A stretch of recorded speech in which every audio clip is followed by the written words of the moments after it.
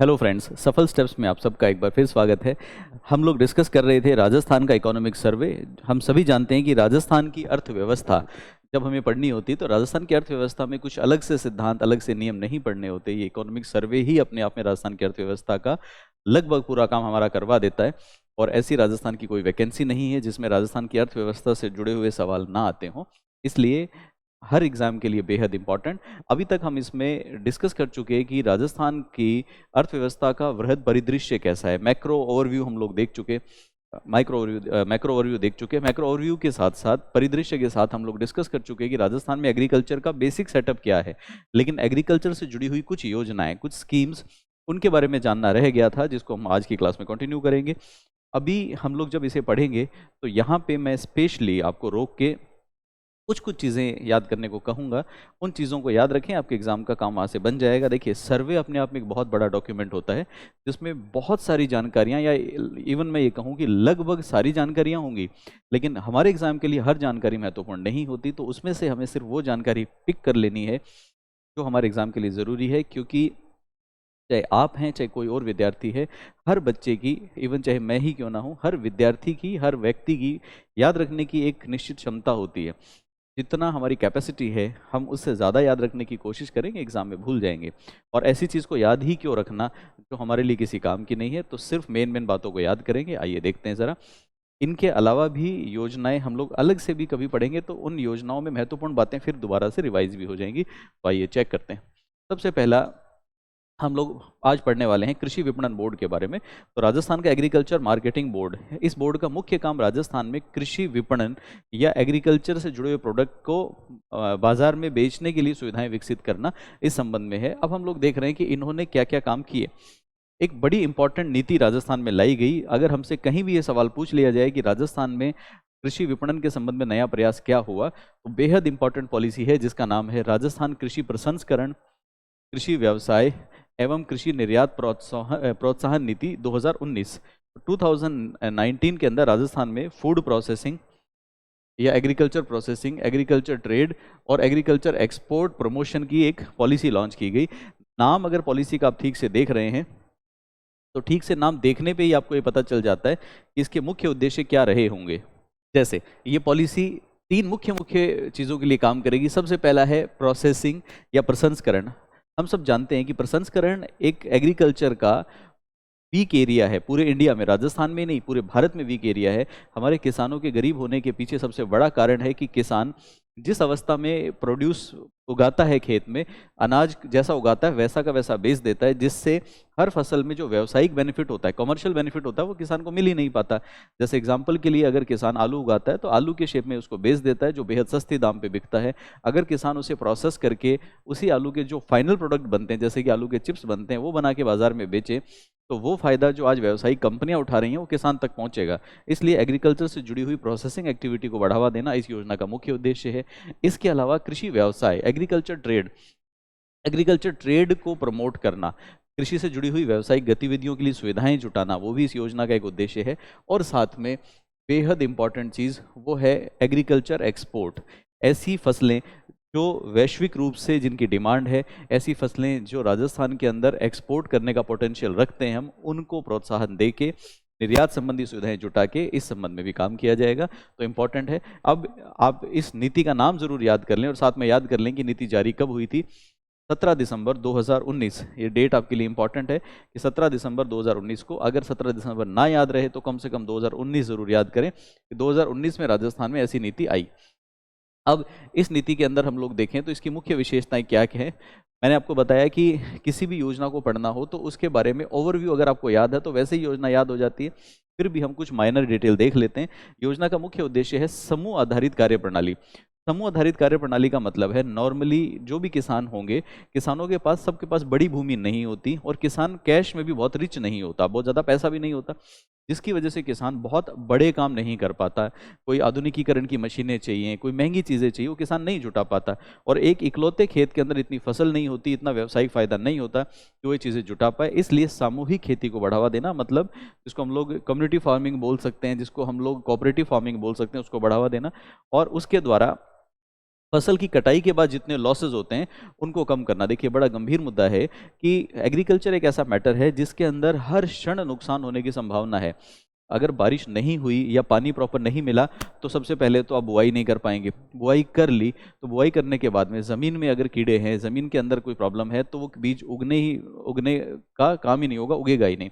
बीज उग गया लेकिन अभी वो मजबूत पौधे के रूप में या मजबूती से खड़ा नहीं हुआ, उससे पहले तेज़ बारिश हो जाए, नष्ट हो जाएगा। उग गया, उगने के बाद में पानी ना मिले तो नष्ट हो जाएगा।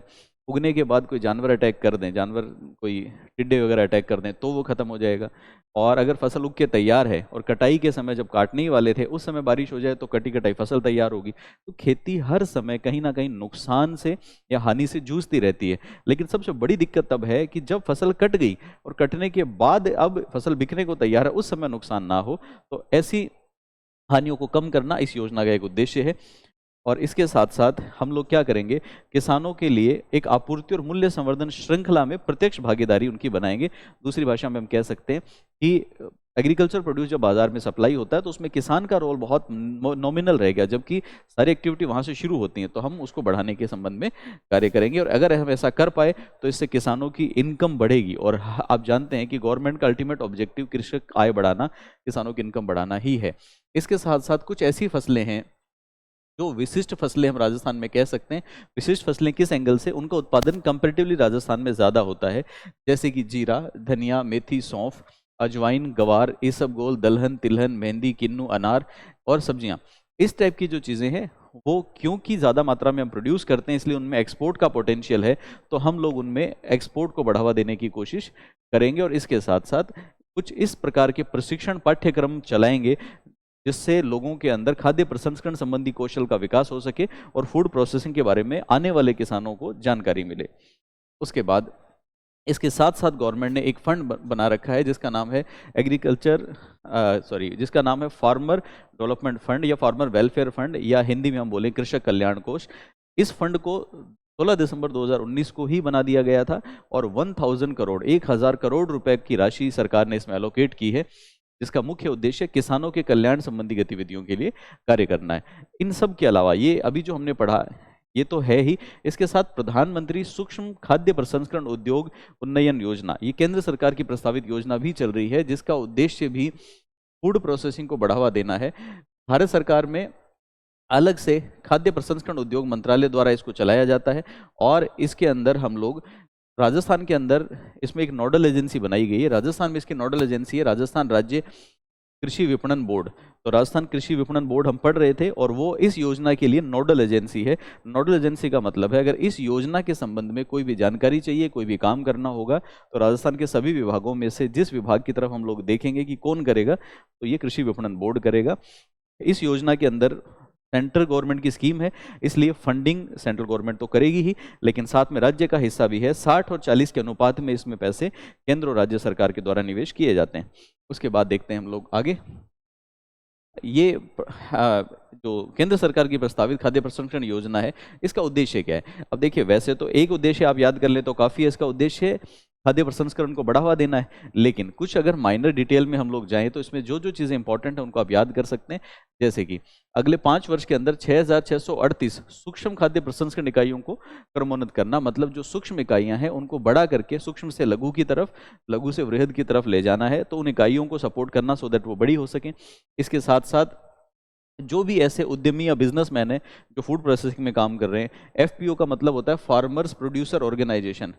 तो किसान उत्पादक संघ अगर बने हुए हैं या फिर सेल्फ हेल्प ग्रुप, स्वयं सहायता समूह बने हुए हैं, सहकारी समितियां हैं, तो उन सब की सहायता से उनको ऋण पहले की कंपैरिजन में ज़्यादा मिल जाए, तो ऋण की सुविधाएं भी विकसित करेंगे। इन सब के अलावा हम लोग जितने भी आपूर्ति श्रृंखलाएं हैं, मतलब सप्लाई चेन है, सप्लाई चेन को हम लोग अब यूनाइट करेंगे, इकट्ठा करेंगे। और इसके साथ साथ 2 लाख छोटे मोटे उद्यम जो पहले से इस एरिया में चल रहे हैं उनको भी हम लोग अब औपचारिक बनाएंगे। औपचारिक का मतलब होता है उनको फॉर्मलाइज करेंगे, जिससे प्रसंस्करण सुविधाओं में बढ़ावा मिले। और इसके साथ साथ हम जानते हैं कि एक गवर्नमेंट का ऑब्जेक्टिव हमेशा रहता है कि नवीनीकरण करना, आधुनिकीकरण करना और इन सब के साथ रिसर्च को बढ़ावा देना। तो इस संबंध में ये सारे काम किए जाएंगे। और अगर फूड प्रोसेसिंग की बात आएगी तो क्योंकि फूड प्रोसेसिंग के अंदर उत्पादन क्रिया इन्वॉल्व है, इसलिए वहाँ पे कहीं ना कहीं प्रयोगशालाओं की नीड होगी टेस्टिंग के लिए या फूड की क्वालिटी के लिए, भंडारण की नीड होगी, पैकेजिंग की और मार्केटिंग की नीड होगी। ये सब चीज़ें यहाँ पे अवेलेबल करवाई जाएंगी। अब हम लोग बात करते हैं जल संसाधन के बारे में कि जल संसाधन से संबंधित कौन कौन सी योजनाएं अभी केंद्र सरकार की या राज्य सरकार की राजस्थान में एक्टिव हैं। तो उन एक्टिव योजनाओं के बारे में हम लोग बात करेंगे। जैसे सबसे पहले है परवन वृहद परियोजना। हम सभी ये जानते हैं कि झालावाड़ के पास में परवन नदी है, उसके ऊपर एक पावर प्रोजेक्ट चल रहा है जिसको हम लोग परवन पावर प्रोजेक्ट भी बोल देते हैं। इस प्रोजेक्ट की जो कैपेसिटी है वो है 2970 मेगावाट बिजली सप्लाई का, बिजली उत्पादन का प्रोजेक्ट है। इसमें काम चल रहा है अभी, लेकिन ये अभी कंप्लीट नहीं हुआ है। इसके साथ साथ ये निर्माणाधीन है, जल्दी पूरा हो जाएगा। दूसरा है नर्मदा नहर परियोजना। नर्मदा नहर परियोजना भी हम लोग जानते हैं कि ये भारत में बड़ी सिंचाई परियोजनाओं में से एक है और इसमें राजस्थान के अंदर जालोर और बाड़मेर, इन दो जिलों के अंदर इसको बेनिफिट मिलेगा और लगभग हम एक्सपेक्ट करते हैं कि 2.46 लाख हेक्टेयर कमांड क्षेत्र में बेनिफिट होगा और स्प्रिंकलर सिंचाई सिस्टम को हम लोग इसमें बढ़ावा दे रहे हैं। इसके साथ साथ अगला है नवनेरा बैराज। नवनेरा बैराज आप याद कर लीजिए ईआरसीपी की योजना है। ईआरसीपी का मतलब है ईस्टर्न राजस्थान कैनाल प्रोजेक्ट। तो ईस्टर्न राजस्थान या पश्चिमी राजस्थान में नहर परियोजना चल रही है, उसके अधीन ही नवनेरा बैराज का काम भी हो रहा है और हम ये जानते हैं कि ये इस ईआरसीपी योजना का एक अभिन्न हिस्सा है।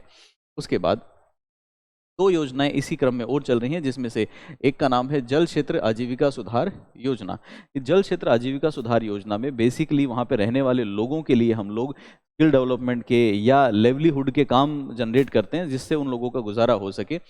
अब कोई भी योजना हो उसके अंदर फंडिंग की नीड होती है। ये एक ऐसी स्कीम है जिसके अंदर इंटरनेशनल फंडिंग हो रही है। इंटरनेशनल फंडिंग जायका के द्वारा की जाती है। इस योजना में जायका का मतलब है, हम सभी जानते हैं, जापान इंटरनेशनल कॉरपोरेशन एजेंसी, तो वो इसमें फंडिंग करती है। इसकी अनुमानित लागत 2348 करोड़ रुपए, रफली 2349 करोड़ रुपए के आसपास इसकी लागत है। 2 चरणों के अंदर ये चल रही है। इसमें 27 जिले और 127 सिंचाई परियोजनाओं के पुनर्वास और जीर्णोद्धार के लिए हम लोग काम करेंगे। लेकिन अब इस योजना में अगर आपको याद करना हो तो आप याद कर लीजिए कि इसकी फंडिंग एजेंसी कौन सी है और आप याद कर सकते हैं कि इसकी अनुमानित लागत रफली 2349 रुपए है, 2349 करोड़ रुपए। उसके बाद अगला है मरु क्षेत्र हेतु जल पुनर्गठन योजना। जल पुनर्गठन योजना के अंदर जो पहले से जल परियोजनाएं बनी हुई हैं उनको पुनर्वास करना, उनको रिपेयर करना, उनको ठीक करना, इस तरह के काम किए जाते हैं। इंदिरा गांधी नहर परियोजना का जो पहला चरण है उसमें इसके लिए काम किया जा रहा है। इसमें भी फंडिंग इंटरनेशनल हो रही है और इसके अंदर पैसे जायका नहीं, इसमें न्यू डेवलपमेंट बैंक, जिसको एनडीबी के नाम से हम लोग जानते हैं, तो न्यू डेवलपमेंट बैंक इसके अंदर पैसे दे रहा है। और इसका बेनिफिट कौन कौन से जिलों को मिलेगा वो हम लोग साथ के साथ याद कर सकते हैं कि श्रीगंगानगर, हनुमानगढ़, चूरू, नागौर, बीकानेर, झुंझुनू, सीकर, जोधपुर और इसके साथ साथ जैसलमेर और बाड़मेर, इन जिलों को इसका बेनिफिट मिलेगा। और इस योजना की जो इम्प्लीमेंटेशन पीरियड है वो रफली 5 साल है। 5 साल के अंदर इस योजना को पूरा कर दिया जाएगा। इसके साथ साथ अगली योजना है जिसका नाम है राष्ट्रीय जल विज्ञान योजना। राष्ट्रीय जल विज्ञान योजना राजस्थान सरकार की योजना नहीं है, यह केंद्र प्रस्तावित योजना है, सेंटर स्पॉन्सर्ड स्कीम है। केंद्र प्रस्तावित योजना होगी तो इसके अंदर हम लोग जानते हैं कि दोनों का ही थोड़ा बहुत शेयर होगा। इस योजना की अनुमानित लागत 134 करोड़ रुपए है। अगर हमसे कोई पूछे कि ये कौन चला रहा है तो इस योजना में देखिए फंडिंग, कंबाइंड फंडिंग है। इसमें कौन कौन फंडिंग करेगा? सबसे पहले जल संसाधन मंत्रालय, भारत सरकार ये फंडिंग करेगा। इसके साथ नदी विकास और गंगा संरक्षण विभाग जो मोदी सरकार के आने के बाद ही बना था, पहले नहीं था, ये भी इसके अंदर फंडिंग करेगा। और इसके साथ में कुछ फंडिंग इसमें वर्ल्ड बैंक भी करेगा। तो 134 करोड़ रुपए कई जगह से आएंगे। 8 साल इसका पीरियड रखा गया था, 2016-17 में शुरू हुई और 2023-24 तक ये चलेगी। इसका नोडल विभाग कौन सा? नोडल विभाग इसका राजस्थान सरकार का जल संसाधन विभाग रखा गया है। इसके आगे अगर हम लोग देखें तो इसमें कुछ छोटे छोटे काम किए जाएंगे, जैसे काफ़ी सारे काम को मिला के है। जैसे इसमें 3 साल के अंदर हम लोग 150 टेलीमेट्रिक डिजिटल वाटर लेवल रिकॉर्डर लगा चुके हैं। डिजिटल वाटर लेवल रिकॉर्डर का मतलब है कि पानी का लेवल कितना ऊंचा या कितना नीचे जा रहा है उसकी मॉनिटरिंग की जाती है। और जैसे जैसे पानी का लेवल ऊंचा जाता है तो चिंता बढ़ती रहती है। अगर एक खतरे के निशान से ऊपर है तो पहले वो मैनुअल रिकॉर्डिंग होती थी, मैनुअल सिस्टम थे, उसको हम लोग डिजिटल रिकॉर्डर से बदल रहे हैं। इसके अलावा भूजल स्तर, ग्राउंड वाटर धीरे धीरे घटता जा रहा है, लेकिन उसका डाटा भी रियल टाइम अवेलेबल नहीं होता हमारे पास कि आज ग्राउंड वाटर लेवल क्या है। तो इसके लिए भी हम लोग व्यवस्था कर रहे हैं। इसके अलावा जो ग्राउंड वाटर है उसकी क्वालिटी भी घटती जा रही है। आप जानते हैं कि कहीं ग्राउंड वाटर में फ्लोराइड बहुत ज़्यादा आ जाता है, कहीं और समस्याएं आ जाती हैं, तो उसकी क्वालिटी मॉनिटरिंग के लिए भी हम लोग सिस्टम लगा रहे हैं। और ग्राउंड वाटर में दबाव कितना है, मतलब जो अंडरग्राउंड वाटर है उसका प्रेशर कितना है, उसको नापने के लिए एक यंत्र आता है जिसका नाम पॉजीमीटर है। तो उसका निर्माण संबंधी काम भी इस योजना के अंदर हो रहे हैं। उसके बाद इसके अलावा अगर हम लोग इसी योजना में और गिने तो हम लोग जानते हैं कि सिस्टम ऑटोमेशन इस योजना का लक्ष्य है। इसमें सिस्टम ऑटोमेशन हो रहा है, जैसे कि वर्षा मापने के लिए, बारिश नापने के लिए 153 स्वचालित वर्षा मापी जो ऑटोमेटिकली एक्टिवेट हो जाएंगे और ऑटोमेटिकली बारिश कितनी हुई, कितने सेंटीमीटर बारिश हुई, उसका मेजरमेंट कर लेंगे। इसके अलावा जितने भी हमारे बांध हैं या नदियां हैं, नदियों पे या जो भी बांध बने हुए उनके अंदर भी गेज डाला जाता है जिससे बांध में कितना पानी आ गया वो नापा जा सके, वो भी हम ऑटोमेट कर रहे हैं। 115 किए जा चुके हैं। इसके अलावा भूजल मापन के लिए भी 150 पहले से ऑटोमेटिक यंत्र हम लोगों ने स्थापित कर दिए हैं। तो ये सारे के सारे सिस्टम। अब इसमें अगर हम लोग आगे देखें तो सैटेलाइट से इसकी मॉनिटरिंग करना और ये सब भी इसमें शामिल है। और कुछ एक गवर्नमेंट ने पहले स्काडा सिस्टम चलाया था, तो स्काडा सिस्टम से हम लोगों ने बांधों को और नहरों को पहले से ही जोड़ दिया, जैसे बीसलपुर ऑलरेडी उससे कनेक्टेड है। अब उसके बाद में कुछ नए ऐसे सिस्टम्स हैं जो पहले स्काडा पे नहीं थे, उनको भी स्काडा से कनेक्ट करने के लिए ऑर्डर दे दिए गए हैं, ऐसा गवर्नमेंट हमें बताती है। जैसे बूढ़ा बांध बूंदी में, माही बांध बांसवाड़ा, नर्मदा नहर परियोजना सांचौर जालोर, गंग नहर और भाखड़ा नहर और इसके साथ हनुमानगढ़ की नहरें, इन पे भी अब स्काडा सिस्टम लगेंगे। दैट मीन्स दूसरी भाषा में इनके भी अब automatic data collection, automatic controlling जो है वो होने लगेगी। इसके बाद अगला हमारा जो स्कीम है उसका नाम है इंदिरा गांधी फीडर। इंदिरा गांधी फीडर का पंजाब का हिस्सा और उसके साथ में सरहिंद फीडर। इस संबंध में देखिए क्या काम किया गया। अब क्योंकि जैसे ही पंजाब का नाम आता है तो यहाँ पे पंजाब दूसरा राज्य भी इन्वॉल्व है, तो दूसरे राज्य को साथ लिए बिना हम लोग नहीं चल सकते। तो इंदिरा गांधी फीडर पंजाब का भाग और सरहिंद फीडर की रीलाइनिंग की जाएगी। रीलाइनिंग का मतलब है उसका जो अलाइनमेंट है वो ठीक किया जाएगा, टूट फूट है वो भी की जाएगी। इसमें 23 जनवरी 2019 को भारत सरकार पंजाब सरकार के साथ में एक अनुबंध पर हस्ताक्षर किए गए। तो 3 पार्टीज हो गई इसमें, कौन कौन सी? राजस्थान सरकार, पंजाब सरकार और भारत सरकार, तीनों ने मिलकर एक समझौता, एक एग्रीमेंट कर लिया। उसके बाद समझौते की मुख्य मुख्य बिंदु हम लोग याद कर लें तो इस समझौते की मुख्य बिंदु ये है कि इंदिरा गांधी फीडर के लिए अलग सिस्टम और सरहिंद के लिए अलग। इंदिरा गांधी फीडर की रीलाइनिंग के लिए 60% तो केंद्र सरकार देगी और 40% राज्य सरकार के द्वारा वहन किया जाएगा। तो 60-40 का अनुपात हो गया। दूसरा, सरहिंद फीडर के लिए सिस्टम क्या है? सरहिंद फीडर के लिए पंजाब और राजस्थान के मध्य भी बंटवारा होगा 54.15 और 45.85%। तो इसमें सरहिंद फीडर में राजस्थान वाले 45.85% राजस्थान सरकार कंट्रीब्यूट करेगी, बाकी हिस्सा पंजाब को चला जाएगा। और जो राजस्थान का हिस्सा होगा, मतलब राजस्थान का जो 45% है, इसका 60% राजस्थान को केंद्र सरकार से मिलेगा। तो प्रैक्टिकली हम लोग कह सकते हैं कि इसमें 3 कंट्रीब्यूशन होंगे, कुछ हिस्सा इसमें राजस्थान का, कुछ हिस्सा इसमें पंजाब का और कुछ हिस्सा इसमें भारत सरकार का होगा। इंपॉर्टेंट है, 2-3 बातें आप याद कर लें तो आपके लिए इंपॉर्टेंट। उसके बाद नेक्स्ट चलते हैं। अगला है हमारा बांध पुनर्वास और सुधार परियोजना। बांध पुनर्वास और सुधार परियोजना, ये योजना 2020-21 के बजट में घोषित की गई थी और इस योजना के अंतर्गत भी फंडिंग में विश्व बैंक का रोल है। तो वर्ल्ड बैंक यहाँ पे फंडिंग करता है लोन के रूप में।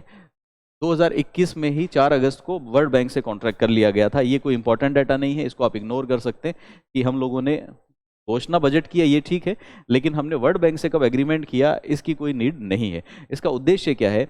जितने भी राजस्थान के बड़े बांध हैं उन सब का जीर्णोद्धार करना है। जीर्णोद्धार का मतलब उनका रिपेयर मेंटेनेंस करके उनको रिजुविनेट करना, उनको फिर से स्टार्ट करना है। फायदा क्या होगा? इससे बांधों के अंदर जो पानी का भराव क्षमता, जल भराव क्षमता, वो बढ़ेगी। बांध पानी को अच्छे से होल्ड कर पाएगा, बांध में पानी का रिसाव नहीं होगा, जिसकी वजह से जो नुकसान होने की संभावना है वो सब नहीं होगी। और इसके साथ साथ जो बांधों में सिस्टम है उसको आधुनिक बनाएंगे जिससे बांधों का बेटर मैनेजमेंट हो सकेगा। तो ये सारे के सारे काम इस योजना के अंतर्गत किए जा रहे हैं। इसके बाद आगे देखते हैं सिंचित क्षेत्र विकास। सिंचित क्षेत्र विकास के लिए क्या क्या कार्यक्रम हुए? देखिए, जल शक्ति मंत्रालय, भारत सरकार इसके लिए काम करता है और इस कार्यक्रम के अंतर्गत सिद्धमुख नोहर सिंचाई परियोजना, अमर सिंह उप शाखा परियोजना, गंग नहर परियोजना, भाखड़ा नहर परियोजना, बीसलपुर और चंबल क्षेत्र में भूमि विकास कार्यक्रम, ये सारे के सारे इसमें किए जा रहे हैं। यहाँ पे सरकार ने 1 अप्रैल, भारत सरकार ने 1 अप्रैल 2017 को गंग नहर द्वितीय के अतिरिक्त अन्य परियोजनाओं में वित्तीय सहायता रोक दी है। तो फिलहाल हम ये कह सकते हैं कि गंग नहर सेकंड के अलावा राजस्थान सरकार को अभी और केंद्र से फंडिंग नहीं मिल रही है, केंद्र ने अभी वो फंडिंग रोक रखी है। इसके अलावा अगर इसमें एरिया याद करना चाहें तो कर सकते हैं, लेकिन बहुत ज़्यादा इंपॉर्टेंट नहीं है। दूसरा, आप लोग ये याद कर सकते हैं कि इसमें चंबल नहर परियोजना के लिए फंडिंग नाबार्ड के द्वारा की जाती है, नाबार्ड कर रहा है फंडिंग उसमें।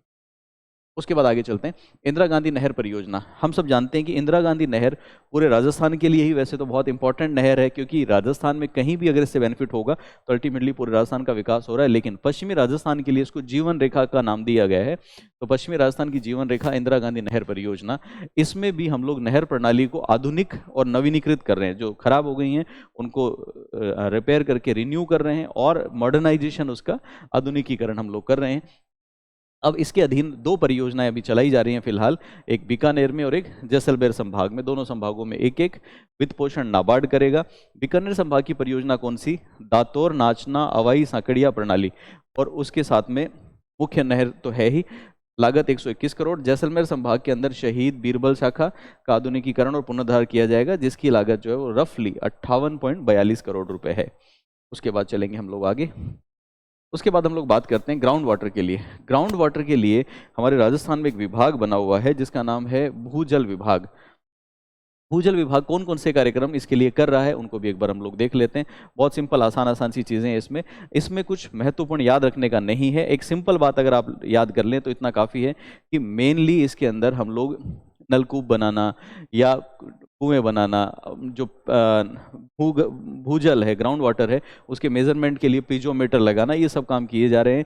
हेडपंपों का निर्माण कराना, लेकिन इसके अंदर आंकड़े होते हैं और उन आंकड़ों को एज सच याद करना पॉसिबल नहीं है, क्योंकि हमारा कोई ऐसा एग्जाम नहीं है जिसमें ये पूछा जाए कि बताओ राजस्थान में नलकूप कितने लगाए हैं। तो एक माइनर डाटा है, फिर भी आप देखना चाहें तो आप देख सकते हैं कि 2021-22 में 88 नलकूप, 61 हैंडपंप और 22 पीजोमीटर को लगाया गया है।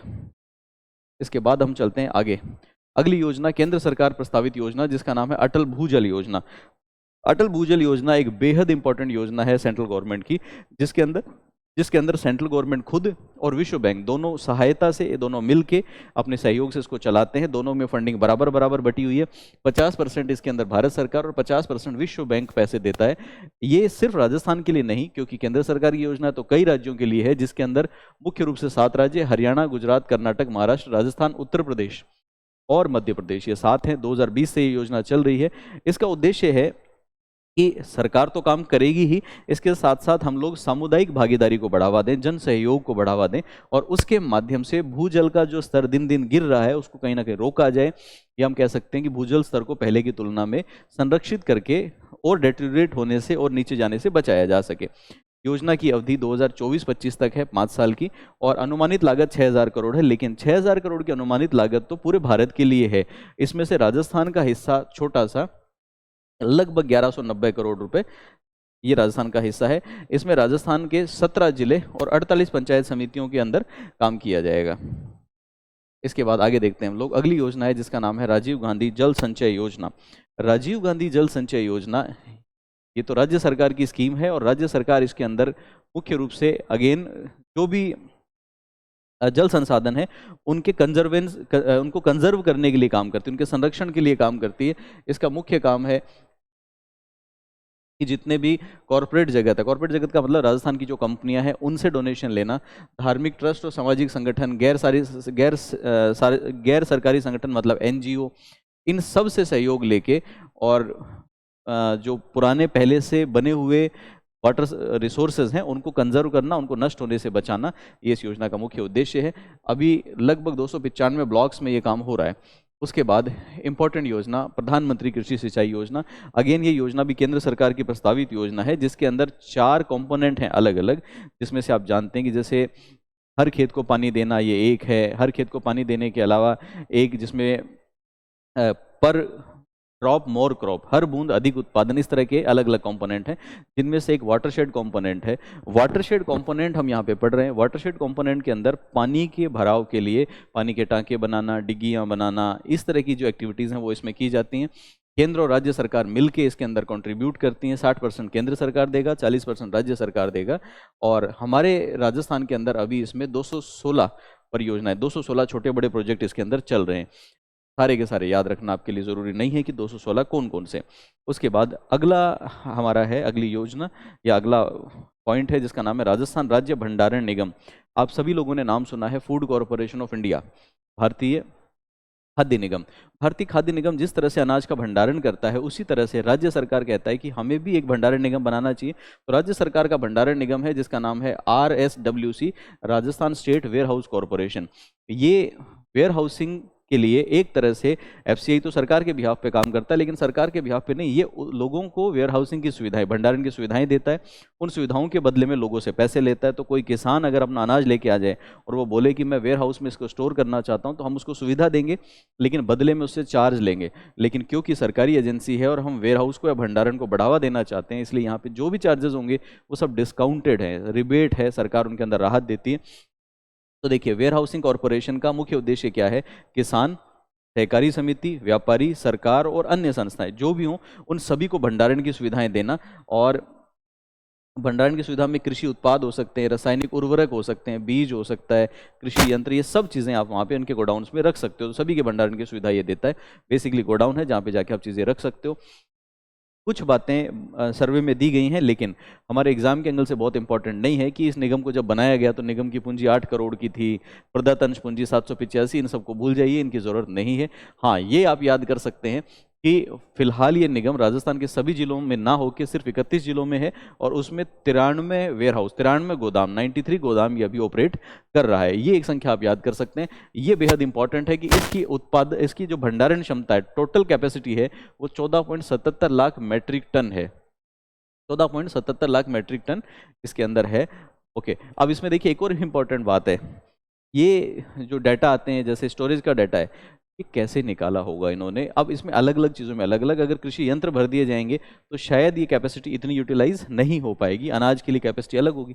इसके साथ साथ हम लोग चलते हैं और हम लोग देखते हैं कि निगम भंडारण शुल्क में छूट देगा। हमने पढ़ा था अभी कि रियायती दर पे काम किया जाता है। हमें पढ़ना है कि वो छूट कितनी कितनी, कैसे कैसे। सबसे पहले है SC और ST। SC/ST का कोई भी किसान अगर यहाँ पे अपनी फसल को या अपनी किसी सामग्री को रखने के लिए आता है, तो जो भी निगम की फीस बनती है उसमें से 70% उसको रियायत दे दी जाएगी। मान लीजिए कि 10,000 रुपये फीस बनती है, तो 7,000 छोड़ दिए जाएंगे और 3,000 ही उससे लिए जाएंगे। इसके अलावा SC/ST को छोड़ के बाकी कोई भी किसान अपनी सामग्री लेके आता है तो हर किसान को 60%, तो SC/ST के किसान को 70, बाकी किसानों को 60% की छूट यहाँ पे मिलेगी। और सहकारी समितियां अगर लेके आती हैं तो सहकारी समितियों को 10% की रिबेट यहाँ पे मिलेगी।